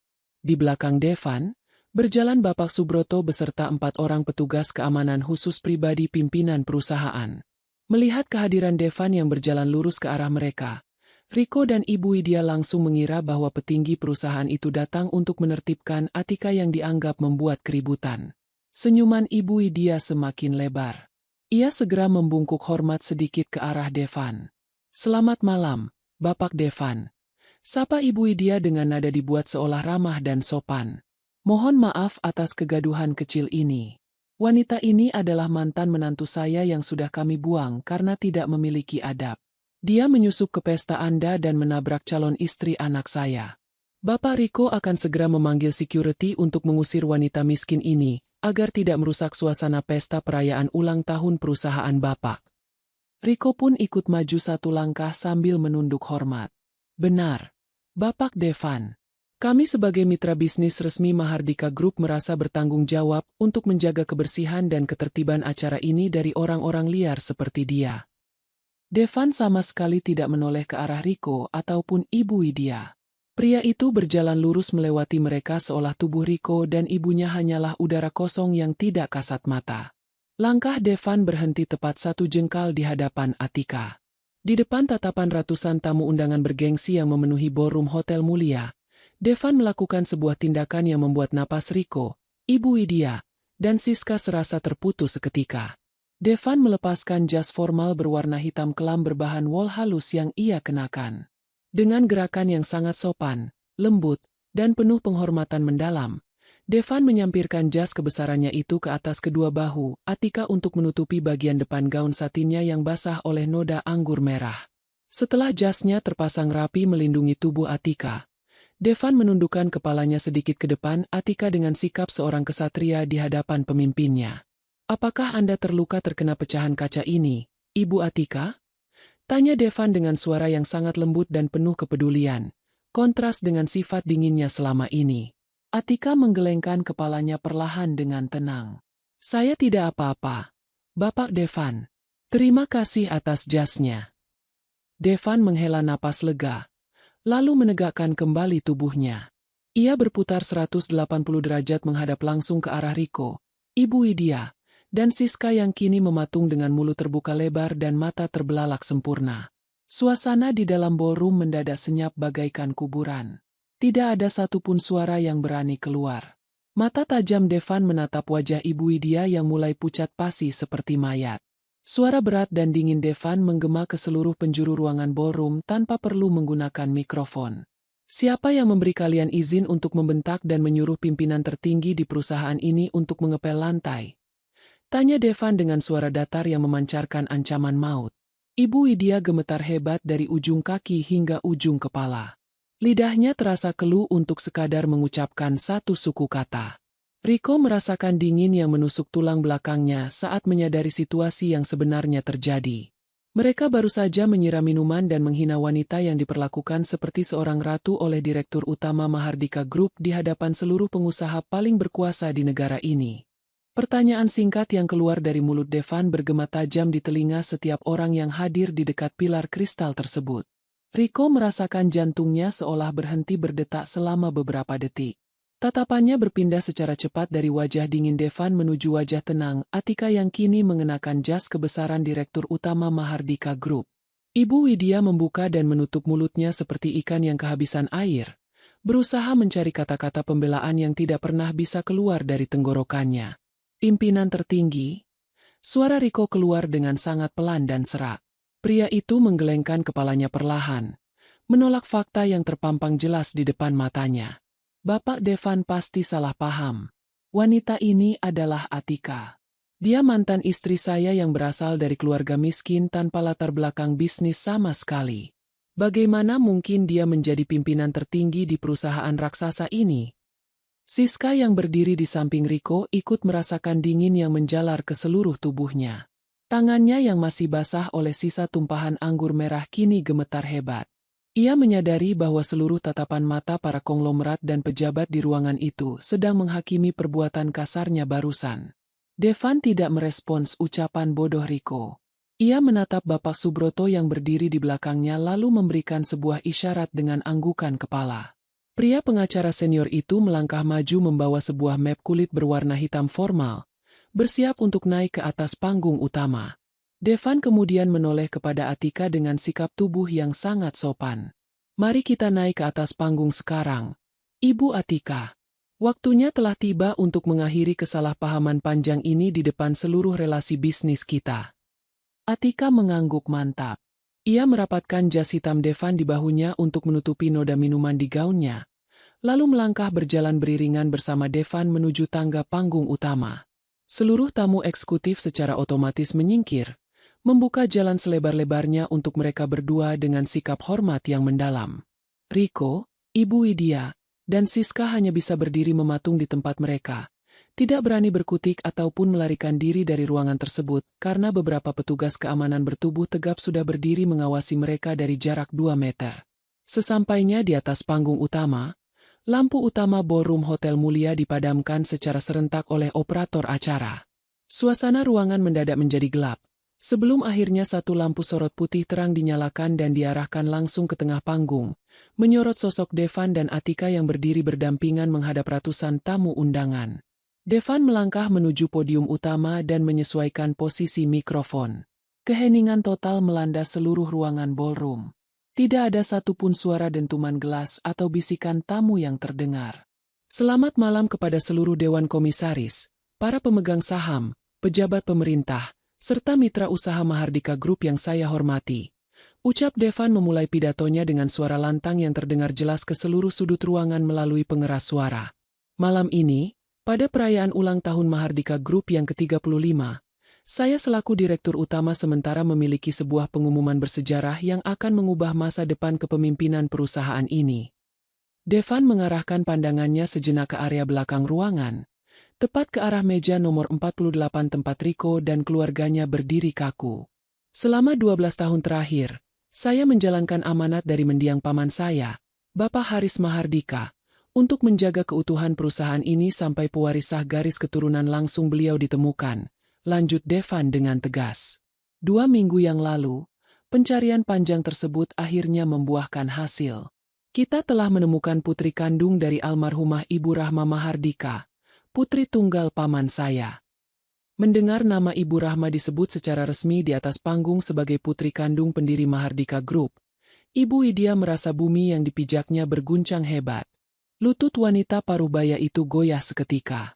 Ia terhuyung ke samping dan harus berpegangan kuat pada tepi meja makan agar tidak jatuh tersungkur ke lantai karpet. Riko menahan napasnya dengan mata terbelalak lebar, sementara keringat dingin mulai bercucuran deras membasahi dahi dan lehernya. Devan mempersilakan Bapak Subroto untuk maju ke depan podium.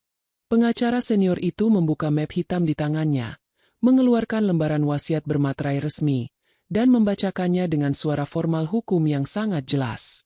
Berdasarkan akta wasiat rahasia almarhum Bapak Haris Mahardika serta hasil pembuktian tes DNA forensik dengan tingkat kecocokan genetik mencapai 99,9%. Dengan ini ditetapkan secara sah dan mengikat bahwa seluruh kepemilikan saham mayoritas Mahardika Group sebesar 15% yang sempat dibekukan, beserta warisan saham mutlak sebesar 40%, resmi jatuh ke tangan ahli waris tunggal, ucap Bapak Subroto sambil mengangkat dokumen tersebut. Tinggi-tinggi. Bapak Subroto menoleh ke arah Atika lalu melanjutkan pengumumannya dengan tegas. Dengan total kepemilikan saham mayoritas sebesar 55%, maka pemilik sah kendali tertinggi sekaligus pimpinan utama Mahardika Group mulai detik ini adalah Ibu Atika. Suara tepuk tangan gemuruh langsung meledak dari barisan depan meja VIP, dimulai oleh para anggota Dewan Komisaris tertua yang merasa sangat bersyukur karena garis keturunan pendiri perusahaan telah kembali. Tepuk tangan itu dengan cepat menjalar ke seluruh penjuru ballroom, bergema sangat keras menghormati kehadiran pemimpin baru mereka. Lampu utama ballroom kembali dinyalakan terang benderang. Di atas panggung, Atika berdiri tegak dengan dagu terangkat. Kalung zamrud hijau di lehernya memantulkan cahaya lampu kristal dengan sangat indah, menjadi penanda mutlak statusnya yang tidak bisa diganggu-gugat oleh siapapun lagi. Di tengah gemuruh tepuk tangan ratusan orang tersebut, kondisi di area meja belakang nomor 48 berbanding terbalik 180 derajat. Riko kehilangan seluruh tenaga di kakinya. Pria itu ambruk berlutut di atas lantai karpet dengan wajah seputih kertas. Tangannya bergetar hebat tak terkendali.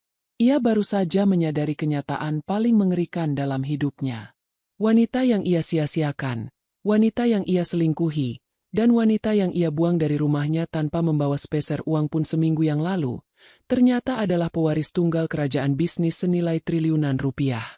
Ibu Widya menepuk-nepuk kepalanya sendiri dengan kedua tangan. Napas wanita arogan itu tersengal-sengal mendapati kenyataan bahwa menantu yang selalu ia hina sebagai orang miskin justru merupakan pemilik dari perusahaan tempat anak laki-lakinya menggantungkan seluruh nasib bisnisnya. Jika saja ia tidak mengusir Atika, jika saja ia memperlakukan Atika dengan baik, hari ini Ibu Widya akan berdiri di atas panggung megah tersebut sebagai ibu mertua dari pimpinan tertinggi Mahardika Group. Siska menundukkan wajahnya dalam-dalam dengan rasa malu dan takut yang luar biasa. Kekayaan keluarganya yang selalu ia banggakan ternyata tidak ada seujung kuku pun dibandingkan dengan kekayaan mutlak milik Atika. Ia sadar telah cari mati dengan menyiramkan minuman dan menghina orang paling berkuasa di ruangan itu. Dari atas panggung, Atika menatap lurus ke arah Riko yang sedang berlutut di lantai barisan belakang. Tidak ada senyuman kemenangan atau ejekan di wajah Atika. Tatapan matanya tetap datar dan dingin seperti es, menyiratkan bahwa bagi seorang Atika yang sekarang, keberadaan Riko dan Ibu Widya tidak lebih dari sekadar debu jalanan yang sudah lama ia sapu bersih dari kehidupannya. Pagi hari setelah malam perayaan ulang tahun Mahardika Group, suasana di lantai 30 gedung kantor pusat terasa jauh lebih tegang dari biasanya. Atika kini duduk di kursi kulit kebesaran di balik meja kerja utama Direktur Utama. Ruangan yang minggu lalu ia masuki sebagai seorang pelamar kerja yang kelelahan, kini resmi menjadi pusat komando miliknya. Devan berdiri di samping meja kerja tersebut dengan sikap hormat, menyerahkan serangkaian berkas laporan operasional harian yang kini membutuhkan persetujuan langsung dari Atika sebagai pemilik mayoritas saham perusahaan. Belum sempat Atika memeriksa lembaran kedua dari laporan keuangan tersebut, suara keributan yang sangat keras terdengar dari arah lorong di luar ruangan. Suara teriakan laki-laki yang memohon dan membentak beradu dengan suara langkah kaki para petugas keamanan. Pintu ganda kayu jati di ruangan itu tiba-tiba terdorong terbuka secara paksa. Rico berhasil menerobos masuk ke dalam ruangan dengan pakaian yang berantakan. Mata pria itu bengkak merah karena kurang tidur dan rambutnya kusut tidak beraturan. Dua orang petugas keamanan bertubuh tegap langsung menyergap lengan Rico dari belakang, bersiap membanting tubuhnya ke lantai dan menyeretnya keluar dari ruangan pimpinan. "Lepaskan saya. Saya harus bicara dengan Atika." "Atika, tolong dengarkan aku dulu," teriak Rico dengan suara serak sambil merontokkan cengkeraman petugas keamanan. Atika mengangkat tangan kanannya dari atas meja. Gestur tenang itu membuat kedua petugas keamanan langsung menghentikan gerakan mereka, meskipun tetap memegangi kedua lengan Rico dengan erat. Atika bersandar di kursi kebesarannya, menatap mantan suaminya itu dengan tatapan mata yang sangat dingin dan datar tanpa sedikit pun rasa kasihan. Melihat Atika memberi kesempatan, Rico langsung menjatuhkan tubuhnya berlutut di atas karpet mewah tepat di depan meja kerja Atika. Pria yang selama ini selalu bersikap sombong dan merendahkan Atika itu kini menangis terseduh-seduh layaknya anak kecil yang ketakutan. Air matanya menetes membasahi lantai karpet. "Atika, maafkan aku. Aku sungguh meminta maaf atas semua kejadian seminggu yang lalu," ucap Rico dengan suara bergetar dan memelas. "Semua pengusiran itu bukan kehendakku sama sekali. Itu semua adalah ide gila ibuku. Ibu Widya yang memaksaku untuk menceraikanmu karena dia tergiur oleh harta keluarga Siska. Aku dijebak oleh ibuku sendiri. Atika, di dalam hatiku yang paling dalam, aku masih sangat mencintaimu. Kita sudah membangun rumah tangga bertahun-tahun. Kamu tidak mungkin melupakan semua kenangan kita begitu saja." Atika menatap Rico dalam diam selama beberapa detik. Ia mendengarkan kebohongan demi kebohongan yang keluar dari mulut pria penakut di depannya itu. Rico bahkan rela mengorbankan nama kandung ibunya sendiri demi menyelamatkan diri dari kehancuran ekonomi. "Kamu sungguh pria pengecut yang sangat memalukan, Rico," jawab Atika dengan nada suara lugas dan menusuk tajam. "Seminggu yang lalu, saat ibumu melemparkan pakaianku ke lantai teras dan mengusirku tanpa membawa sepeser pun uang, kamu berdiri tegak di belakangnya tanpa mengucapkan satu kata pun untuk membelaku. Kemarin pagi di lobi gedung ini, kamu menghina harga diriku dan menuduhku menjual diri hanya karena kamu merasa bangga telah mendapatkan proyek kontrak kerjasama. Sekarang, setelah kamu tahu siapa diriku yang sebenarnya, kamu berlutut dan menyalahkan ibumu." Rico menggelengkan kepalanya dengan kuat, berusaha meraih ujung meja kerja Atika namun langsung ditahan oleh petugas keamanan. "Tidak, Atika. Tolong berikan aku kesempatan kedua. Aku berjanji akan meninggalkan Siska hari ini juga. Aku akan putuskan hubungan dengan wanita sombong itu. Kita bisa memulai semuanya dari awal lagi. Aku rela menjadi bawahanmu di perusahaan ini asalkan kamu mau mengampuniku."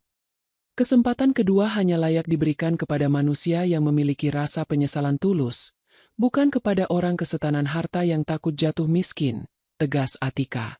Ia meraih sebuah tombol intercom di atas mejanya lalu menekan tombol tersebut. "Petugas keamanan, bawa pria ini keluar dari gedung Mahardika Group sekarang juga. Pastikan nama dan wajahnya masuk ke dalam daftar hitam pengamanan. Jangan pernah biarkan dia menginjakan kakinya lagi di seluruh area properti milik perusahaan ini.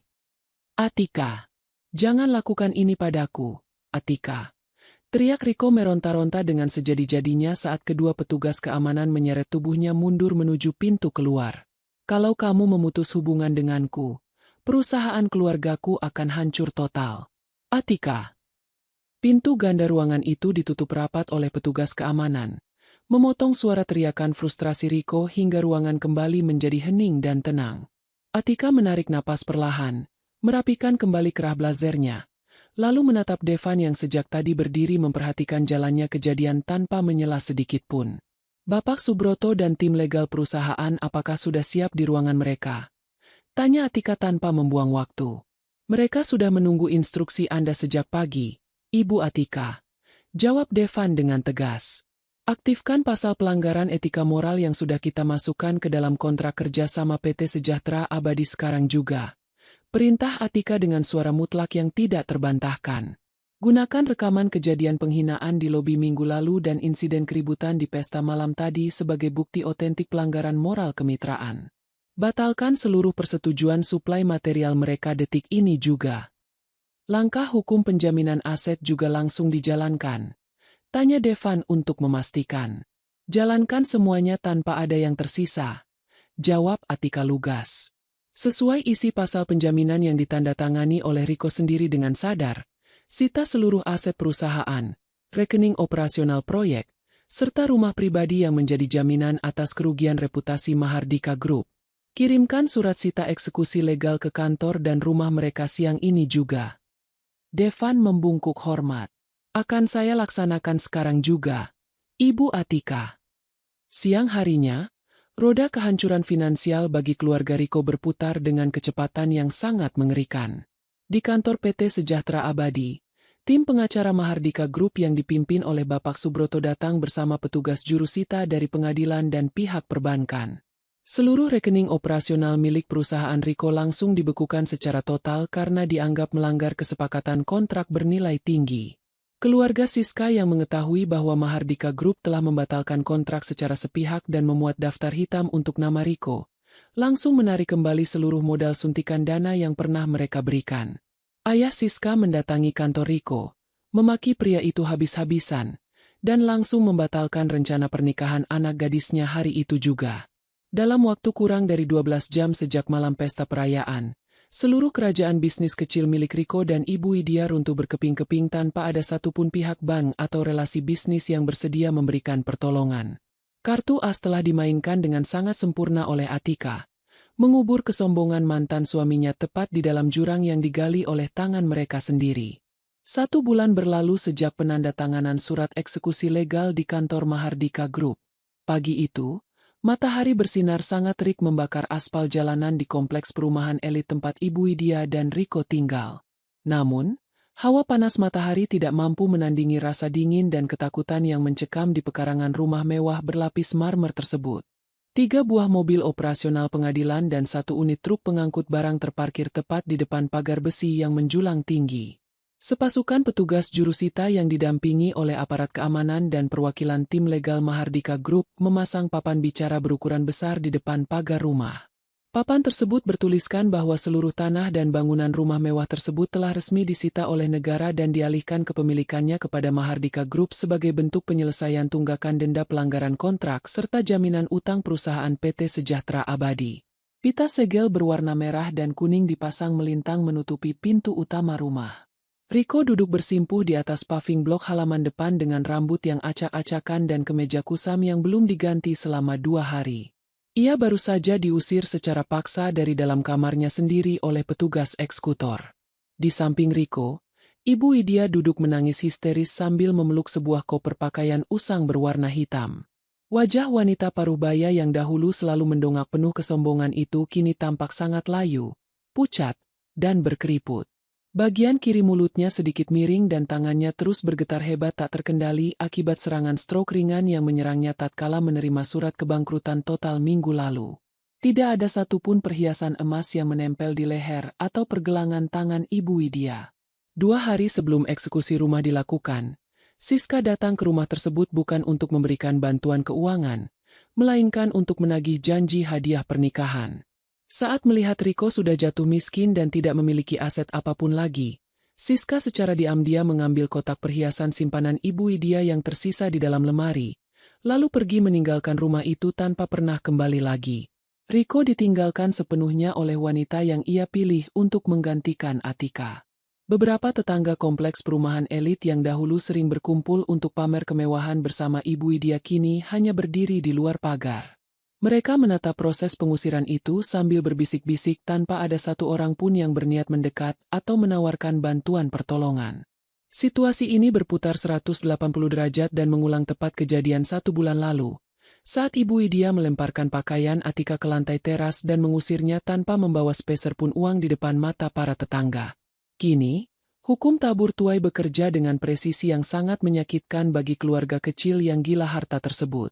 "Pak, saya mohon jangan kunci pintu rumah itu," ratap Ibu Widya dengan suara serak dan terbata-bata sambil berusaha berdiri menyuruh ke arah petugas jurusita. "Ini rumah kebanggaan saya. Saya sudah tinggal di sini puluhan tahun. Mau kemana lagi saya dan anak saya harus tidur malam ini?"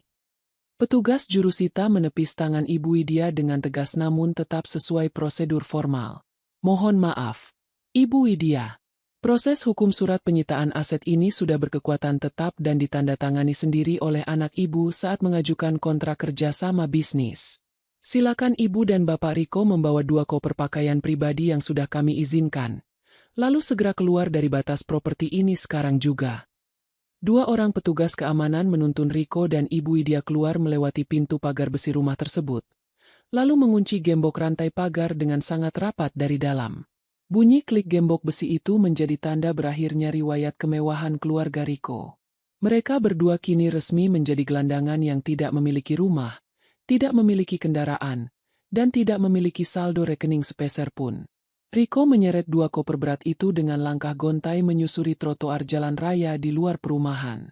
Ibu Widya berjalan menyeret kakinya di belakang Riko sambil terus menangis meratapi nasibnya.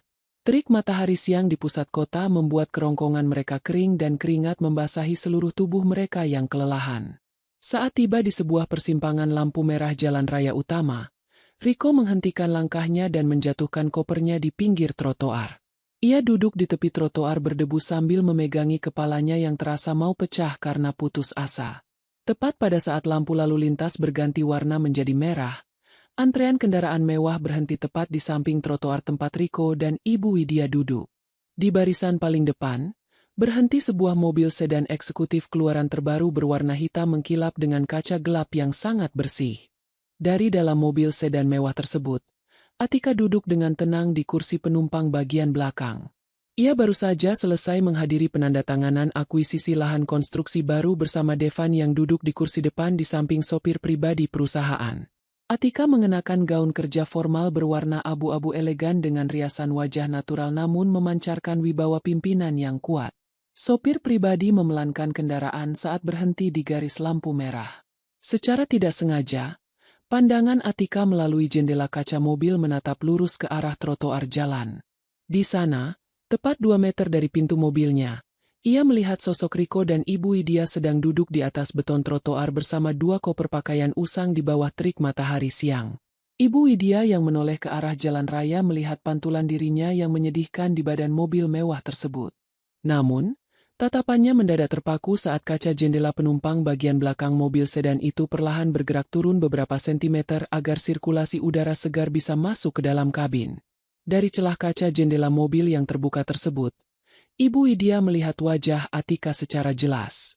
Mantan menantu yang dulu ia buang ke jalanan kini duduk di dalam kabin mobil seharga miliaran rupiah dilayani oleh sopir pribadi dan pengawal kantor. Matanya melotot lebar. Sisa-sisa tenaga di tubuh renta Ibu Widya mendadak muncul akibat rasa keputusasaan yang ekstrim. Wanita tua itu bangkit berdiri, lalu berlari mendekati badan mobil sedan hitam milik Atika. Ia memukulkan telapak tangannya yang gemetar ke permukaan kaca jendela mobil sambil meneteskan air mata kotor di pipinya. "Atika! Atika, tolong kami!" teriak Ibu Widya dengan suara serak memelas. "Rumah kami sudah disita oleh perusahaan kamu. Riko sudah bangkrut dan Siska mencuri perhiasan ibu. Ibu minta maaf. Atika, ibu sangat menyesal sudah mengusir kamu dulu. Tolong berikan kami uang atau tempat tinggal. Kamu perempuan yang baik. Kamu pasti tidak tega melihat mantan mertuamu mati kelaparan di pinggir jalan raya seperti ini." Mendengar teriakan ibunya, Riko menoleh dan baru menyadari bahwa mobil yang berhenti di depan mereka adalah mobil milik Atika. Riko bangkit dan ikut berlari mendekati pintu mobil. Ia menempelkan wajahnya yang kusam ke kaca mobil sambil memohon ampun dengan sangat menyedihkan. Atika tidak terkejut sama sekali melihat pengemis yang berteriak di samping jendela mobilnya. Ia menoleh perlahan menatap wajah Ibu Widya dan Riko yang dibasahi air mata serta keringat. Di dalam sorot mata Atika, tidak ada sedikit pun rasa benci, dendam, ataupun kepuasan menyindir. Matanya benar-benar datar, dingin, dan tenang seperti lautan dalam. Atika tidak membuka mulutnya untuk melontarkan satu kata makian pun. Ia juga tidak melemparkan uang atau memberikan nasihat apapun kepada mereka. Bagi Atika, membalas dendam terbaik kepada orang-orang yang pernah menginjak harga dirinya bukanlah dengan menghina balik, melainkan dengan ketidakpedulian mutlak seolah mereka tidak pernah ada di dunia ini. Lampu lalu lintas di depan persimpangan berganti warna menjadi hijau. Atika mengangkat tangannya perlahan dan menekan tombol pengatur jendela di sandaran tangannya. Kaca jendela mobil sedan hitam itu bergerak naik menutup rapat secara perlahan, memotong suara ratapan tangis Ibu Widya dan Riko hingga kedap suara sepenuhnya dari dalam kabin. "Jalan sekarang, Pak," perintah Atika kepada sopir pribadinya dengan nada tenang. Mobil sedan hitam itu melaju halus menyusuri aspal jalan raya utama membelah keramaian pusat kota, meninggalkan Riko dan Ibu Widya yang jatuh berlutut menangisi takdir mereka di tengah kepulan asap knalpot kendaraan. Atika menatap lurus ke arah jalan raya di depannya tanpa pernah menengok ke belakang lagi melalui kaca spion. Roda kehidupan telah berputar dengan putaran yang sangat sempurna, dan Atika siap menyongsong masa depannya yang cerah sebagai pemimpin Mahardika Group. Pin Mahardika Group, Pin Mahardika Group, Pin Mahardika Group, Pin Mahardika Group, Pin Mahardika Group, Pin Mahardika